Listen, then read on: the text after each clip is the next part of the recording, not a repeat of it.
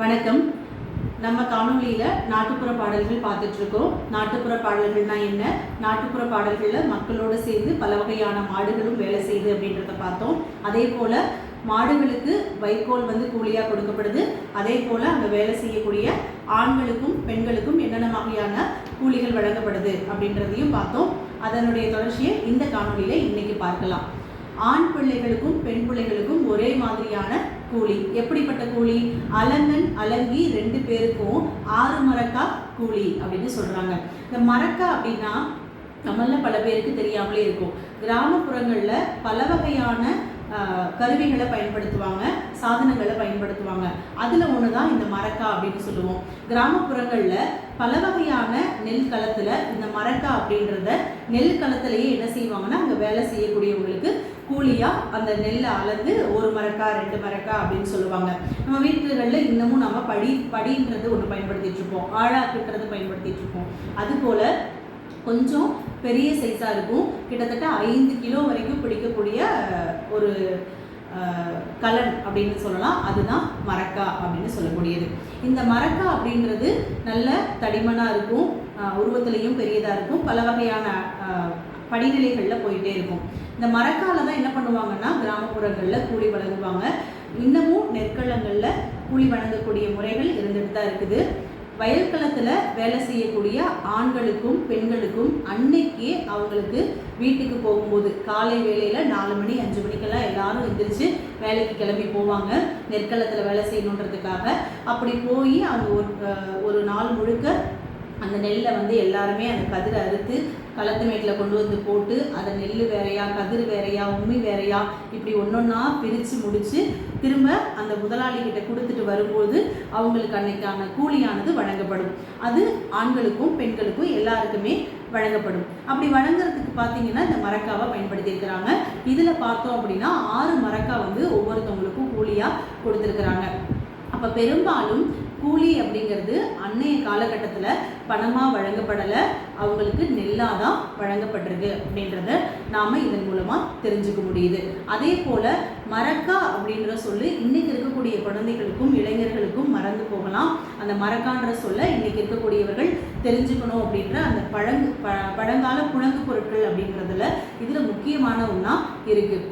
அன்றைய காலத்தில் வாழ்ந்த தமிழர்கள் என்னென்ன மாதிரியான உணவு முறைகளையும் என்னென்ன மாதிரியான வாழ்க்கையும் வாழ்ந்தாங்க, என்ன புழங்கு பொருட்கள் எல்லாம் அவங்க பயன்படுத்தினாங்க, என்னென்ன மாதிரியான வேலைகள் செஞ்சாங்க, எப்படி அவங்களுக்கு கூலி வழங்கப்பட்டது, இது எல்லாத்தையுமே நாம் இந்த பாடல் மூலமாக தெரிஞ்சுக்க முடியுது. அதே போல் இந்த நெற்களத்திலிருந்து எடுத்துகிட்டு வரக்கூடிய அந்த நெல் மூட்டைகள் எல்லாம் எங்கே எடுத்துகிட்டு போகிறாங்க அப்படின்னா அரண்மனைக்கு எடுத்துகிட்டு போகிறாங்க. இந்த அரண்மனையில் பெரிய களஞ்சியத்தில் இந்த நெல் மூட்டைகள் எல்லாம் அடுக்கி வைக்கிறாங்க. இந்த வயல்களத்திலேருந்து எடுத்துகிட்டு வர மூட்டைகள் எல்லாத்தையுமே ஒரு சாலை வழியாக கொண்டு போகிறாங்க.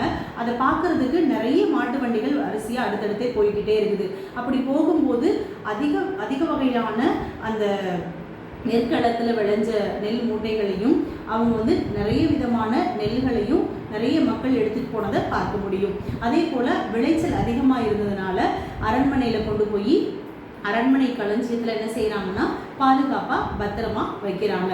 அதே போல் இந்த புழுங்கல் நெல்லை தான் என்ன பண்ணுறாங்க அப்படின்னா வீட்டுக்கு வாங்கிட்டு போய் அதை உரலில் போட்டு இடித்து அதை அரிசியாக்கி சாயங்கால வேளையில் குழந்தைகளுக்கு என்ன செய்கிறாங்க, அரிசியாக்கி அதை உணவாக்கி சோறாக்கி கொடுக்குறாங்க. இதுதான் அவங்களுடைய வாழ்க்கையாக இருந்துக்கிட்டு இருக்கு. அதே போல் எல்லா நாட்கள்லையுமே அவங்க அரிசின்ற அந்த உணவை சாப்பிட்டதில்லை, அரிசியில் வரக்கூடிய சாதத்தை அவங்க சாப்பிடலை. வெள்ளி செவ்வாய் 2 வேளையில் மட்டும்தான் என்ன செய்கிறாங்க அப்படின்னா காய்கறியால் செய்யப்பட்ட குழம்பு வகைகளை அவங்களுக்கு செஞ்சு கொடுக்குறாங்க. மற்ற நாள்களெல்லாம் கஞ்சியும் மோருமாக பழைய சாதமாக தான் அவங்க சாப்பிடக்கூடிய விஷயங்களை நம்ம பார்க்க முடியும். அதே போல் கும்பலாக நெல்லுத்தானும் குழமையெல்லாம் நிறைக்குதையா. குழமை அப்படின்னா வீட்டில் இருக்கக்கூடிய குதிரு. எல்லா மக்களும் உழைக்கிறதுனால தினந்தனமும் வேலைக்கு போகிறதுனால அவங்கக்கிட்ட நிறைய வகையான நெல் வகைகள் இருக்குது. அது எல்லாத்தையுமே அவங்க வீட்டில் என்ன செய்கிறாங்கன்னா பத்திரப்படுத்தி வைக்கிறாங்க, பிற்காலத்தில் அவங்களுக்கு தேவைப்படும் அப்படின்னு. சேமிப்பு கிடங்காக இந்த குதிரை நாம் பார்க்குறோம். அதே போல் தப்பு நெல்லும் தவறு நெல்லும் தாராளமாக கிடக்குதையா அப்படின்னு சொல்கிறாங்க. எல்லா நெல் வகைகளையும் எடுத்துகிட்டு போனதுக்கு அப்புறமேட்டு மீதி இருக்கக்கூடிய தவறு நெல்லுன்னு சொல்லுவோம். அந்த அரிசி இல்லாத உமி மட்டுமே இருக்கக்கூடிய நெல் எல்லா பக்கமும் கொட்டி கிடக்குது. சாக்கடையெல்லாம் கொட்டி கிடக்குது, வழியெல்லாம் கொட்டி கிடக்குது, எல்லா பக்கமும் இருக்குது.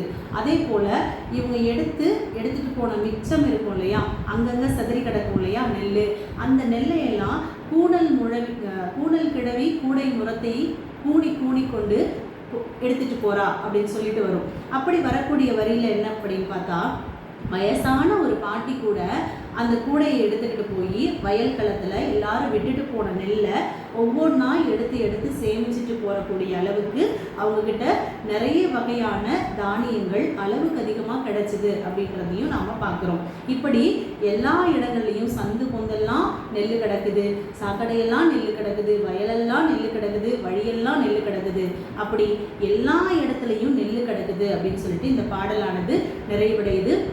இந்த நாட்டுப்புற பாடல்கள் மூலமாக நாம் மக்கள் என்னென்ன மாதிரியான வாழ்க்கையை வாழ்ந்தாங்க, எப்படிப்பட்ட வாழ்க்கை முறை, குழங்கு பொருட்கள் என்னென்ன இருந்தது, அவங்க எவ்வளவு வசதியாக இருந்தாங்க, எவ்வளவு நல்ல ஒரு வாழ்க்கையை வாழ்ந்தாங்க, எப்படிப்பட்ட மாடுகள் எல்லாம் இருந்தது அப்படின்றதையும் நாம் இதன் மூலமாக தெரிஞ்சுக்க முடியுது.